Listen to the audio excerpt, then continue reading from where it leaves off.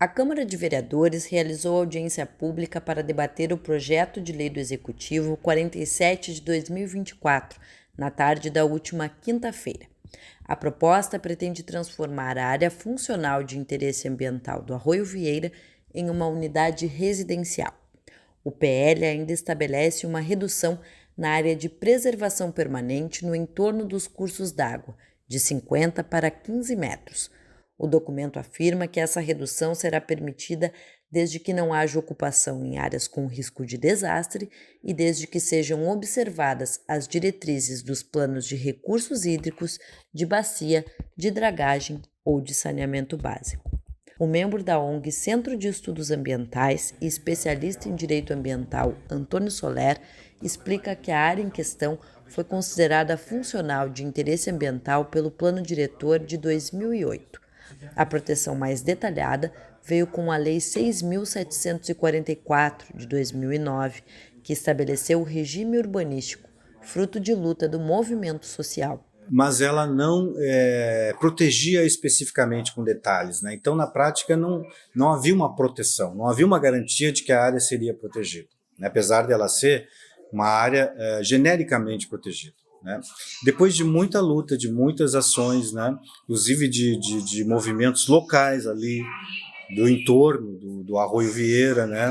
De cidadãos, de ONG, né? Se conseguiu, através da ação junto ao Ministério Público, debates dentro do Conselho Municipal de Defesa do Meio Ambiente, né, com o Executivo e até no próprio Legislativo, se conquistou uma lei, que é esta lei que agora que se pretende revogar, que o Executivo pretende revogar, né, que então estabeleceu regras de detalhamento para proteger aquela área, que na nossa avaliação não foram suficientes, né? Mas era uma proteção detalhada, diferente do que o plano diretor fez, que foi uma proteção genérica, né? E nessa regra, então, posta, havia uma regra muito importante, central, que é uma manutenção de uma área de preservação permanente de 50 metros, ou seja, a distância para começar a ocupar o terreno tem que ser no mínimo, de 50 metros do curso d'água. Embasamento legal para a alteração pretendida pelo Executivo é a Lei Federal 14.285 de 2021. Ela determina que leis municipais, ouvido o Conselho de Meio Ambiente, possam definir as faixas marginais em cursos d'água de áreas urbanas consolidadas. No entanto, de acordo com Soler, há em andamento um debate sobre a inconstitucionalidade dessa lei. Essa lei federal que é mencionada é uma lei que permitiu aos municípios de todo o Brasil legislarem sobre as áreas de preservação permanente no seu território, diminuindo o tamanho atual dessas áreas, né? Contudo, ela não obriga que os municípios façam isso. É uma liberalidade da lei. E essa lei ela é considerada inconstitucional por diversos juristas da área do direito ambiental, como é o meu caso. A lei federal. Esta lei federal. Né? Por quê? Porque ela promove um retrocesso ambiental, né? Ela retira a proteção de áreas ambientais importantes para essa segurança climática e para essa segurança social e urbana das cidades, né? Este é um dos motivos, né? E, dessa forma, então, existe uma ação tramitando no Supremo Tribunal Federal que questiona essa constitucionalidade. E, possivelmente, essa lei, melhor dizendo, vai ser declarada inconstitucional quando esta ação for julgada, né, porque realmente ela faz um ataque ao direito ao ambiente ecologicamente equilibrado, que é o direito previsto lá, um direito fundamental previsto no artigo 225 da nossa Constituição Federal, uma vez que retrocede a proteção, uma vez que fere o artigo 225, entre outros motivos, essa lei certamente será declarada inconstitucional. E aí, se nós tivermos, vai criar uma insegurança jurídica isso, né? Porque aquela obra, aquele loteamento, a construção que for feita durante a vigência da lei, e se ela deixar de ser considerada constitucional, vai gerar um problema para quem está investindo, ou para quem está construindo. Outro ponto questionado pelo ambientalista é que a atual área funcional de interesse ambiental do Arroio Vieira não preenche os critérios para ser considerado uma área urbana consolidada. Tu falavas lá na hora que tu falaste da tua fala que essa área ela não preencheria os requisitos para ser uma área urbana consolidada. Tu poderia explicar um pouquinho isso? Exatamente. Essa lei que está sendo contestada a sua constitucionalidade, essa lei alterou uma lei que protege a vegetação nativa, né, que é uma lei que decorre lá do Código Florestal da década de 60, que por sua vez vem lá de uma outra lei da década de 30. Né? Esta lei exige alguns critérios que precisam ser preenchidos para ser considerado uma área urbana consolidada, como, por exemplo, o sistema de esgoto, né? E outras exigências urbanísticas existentes, de fato. Né? Senão, ela não pode ser considerada uma área urbana consolidada. E na nossa avaliação, ali, naquele local onde se pretende diminuir a proteção das APPs de 50 para 15 metros, porque é isso que a lei quer fazer, né? Quer acabar com a possibilidade de um parque que está previsto para ali, né, para aquele local, não preenche esses requisitos legais. Também é uma outra ilegalidade dentro de um processo inconstitucional.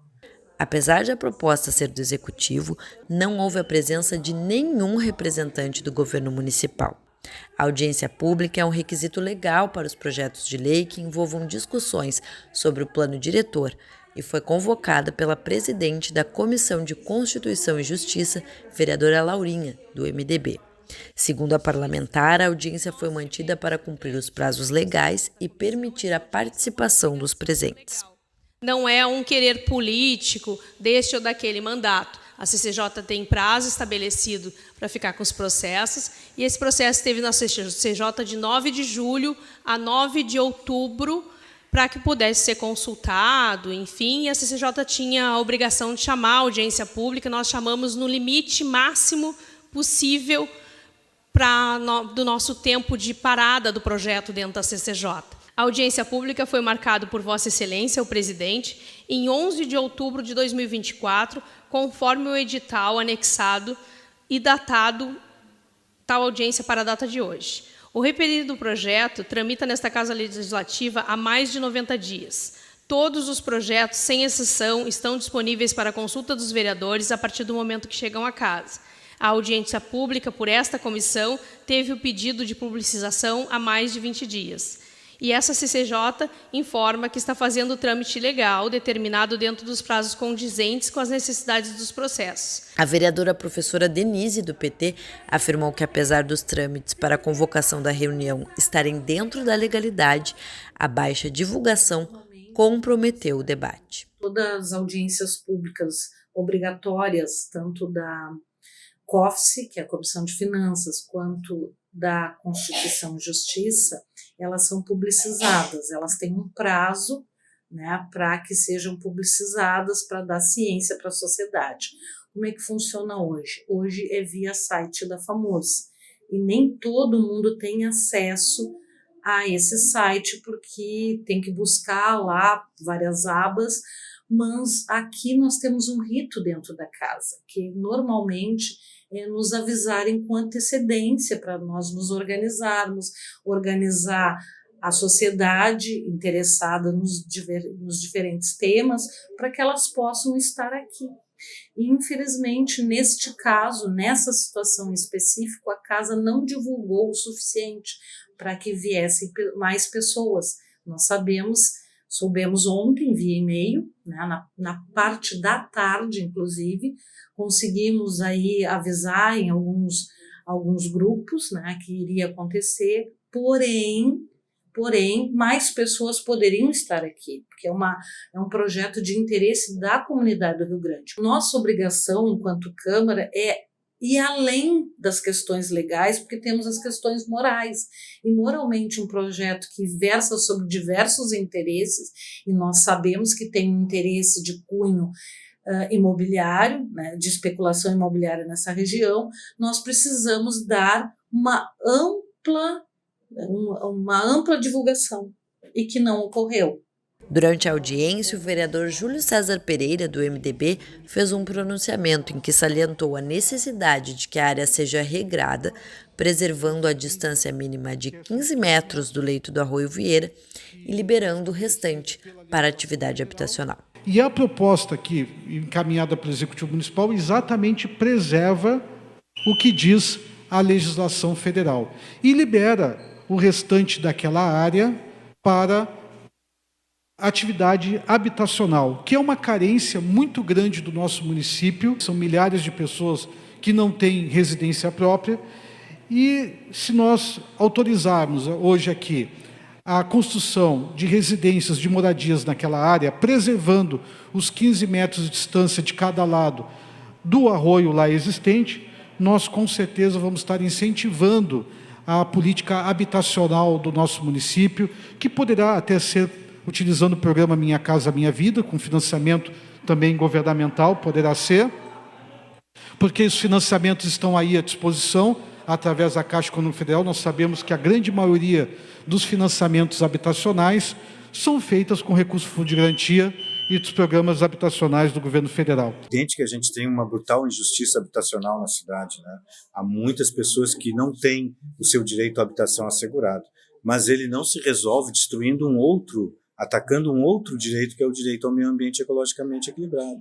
Não adianta nós pensarmos em construir moradias em locais onde a água vai subir, onde a água vai encher, porque nós não estamos dando a possibilidade das pessoas terem uma moradia digna, né? Isto é indigno, e além de indigno, é uma ameaça à vida das pessoas, sem falar no patrimônio, né?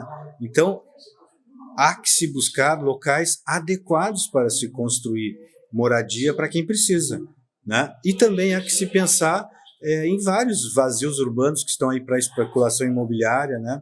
Que não geram nenhum tipo de benefício para a sociedade, para a cidade como um todo, mas gera muito benefício para os seus proprietários que estão especulando, né? Esperando um momento certo para vender o imóvel, né? Enquanto isso a gente fica sem a possibilidade de construir e, por consequentemente, diminuir esse déficit habitacional. Representantes de movimentos sociais e ambientalistas criticaram o projeto de lei, além de mostrarem a insatisfação com a ausência do Poder Executivo no debate.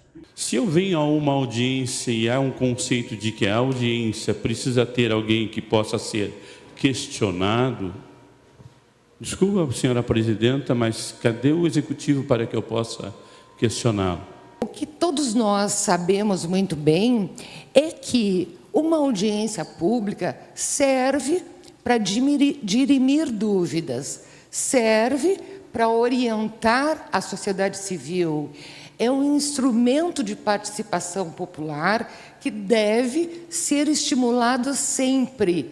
As audiências públicas, como um instrumento democrático, tem que ser buscado incessantemente pelos poderes constituintes.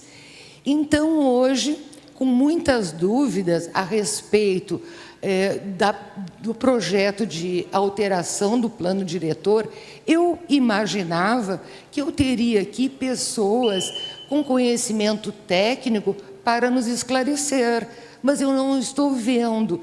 Pela legislação atual, o projeto 47 de 2024 precisa ser discutido no Conselho Municipal de Defesa do Meio Ambiente e no Conselho do Plano Diretor Participativo.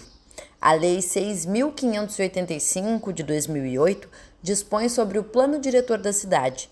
De acordo com seu artigo 3º, integram o Plano Diretor as leis municipais que tratam de 3. Regime urbanístico, normatizando o zoneamento de uso e ocupação do solo e os dispositivos de controle de edificações.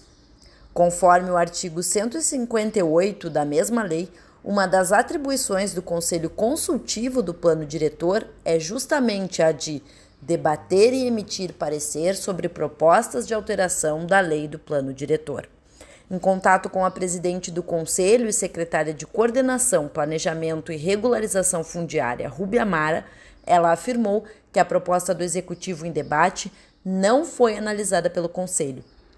O secretário de Meio Ambiente e presidente do CONDEMA, Pedro Fruê, também confirmou que o PL não foi discutido no órgão deliberativo ambiental. O gestor alegou ainda não ter sido convocado para audiência pública.